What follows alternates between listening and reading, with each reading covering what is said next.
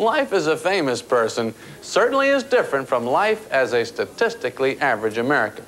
Or at least that's what statistically average Americans think.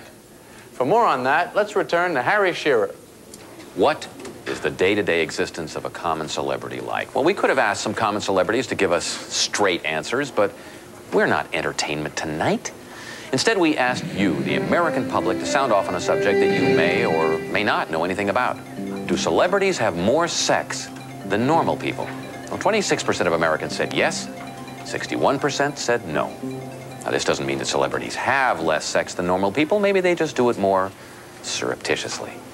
We asked, do all celebrities live in giant houses and eat fish eggs? 32% of Americans agreed, 61% disagreed, 7% said they didn't know enough about either celebrities, giant houses, or fish eggs to hazard a guess. We probed further on the question of celebrity leisure pursuits. We asked America to respond to the following statement. Nearly every celebrity has been to the Playboy Mansion. Now, while the vast majority of Americans found this a dubious proposition, a full 19%, roughly 50 million people, believe that, yes, nearly every single celebrity has hung out at Hef's place. And finally, what about theology? We asked America, are celebrities a force for divine good in the world? An alarmingly high 24% of respondents believe this to be so.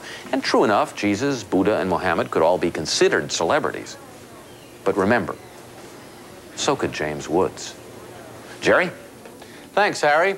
I don't know much about theology, but I do know a little bit about the Playboy Mansion. That is, I know I've never been there. Victoria, how about you? Well, Jerry, maybe you haven't been a celebrity long enough. I went there for about 2 years when I was just starting out, and I was a starving actress. Johnny Crawford, the rifleman's son, he used to take me on his motorcycle up to the mansion, and, well, thanks, Hef, for all the free food. Jim Brown used to be there, and Harry Reams, and Carol Connors, the lady who wrote the words to the Rocky theme, you know, gonna fly now, flying high now. And I just used to eat a lot. I don't think Hef ever really learned my name because he always called me Sweetie. Wow, isn't that wild? Makes you kind of forget for a minute that celebrities have jobs to do just like everyone else. Normal people go to work in offices. Celebrities go to work on talk shows. Now, you and I both know there are unwritten codes that govern behavior at the office. Suck up to the boss. Don't smell bad. But most civilians are completely unaware of the complex etiquette that governs talk show appearances.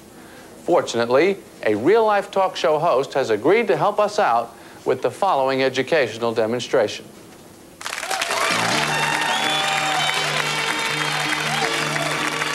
Okay, we're back. I have now for my next guest a lady whose face should be familiar. She's a regular on Saturday Night Live. Yeah. Ladies and gentlemen, Victoria Jackson.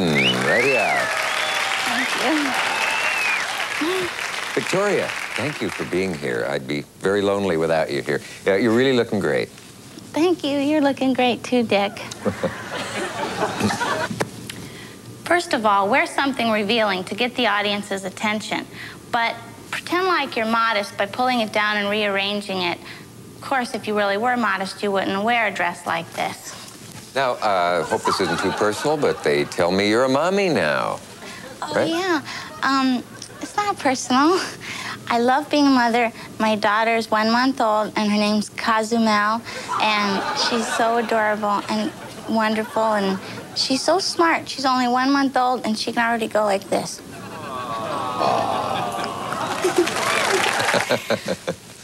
Don't be afraid to be dull. Details about your personal life that would bore friends in real conversation are just fine on a talk show. You named your daughter Cozumel, is it? Intentionally, I suppose. Well, my husband and I were in Mexico on a vacation, and I don't know how to say this, and 10 months ago,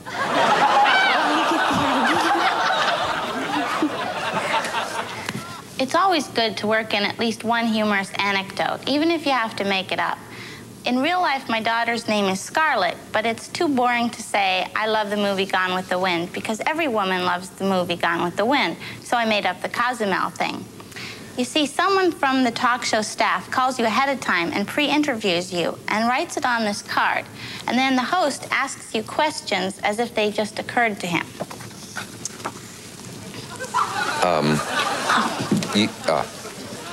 They tell me that you have a clip from your special.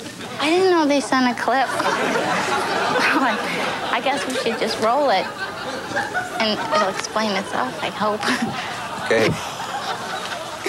Okay. Always be surprised when the talk show host mentions your clip. Of course, the only reason you're on the show is to promote your project, but the audience likes to think that you just stopped by to chat. No time. Okay, well, it's a problem we always have at this. Well, we'll look at the clip after this. Anyway... Well, I taught you how to behave on a talk show. Don't go away, I'll be back. Dick.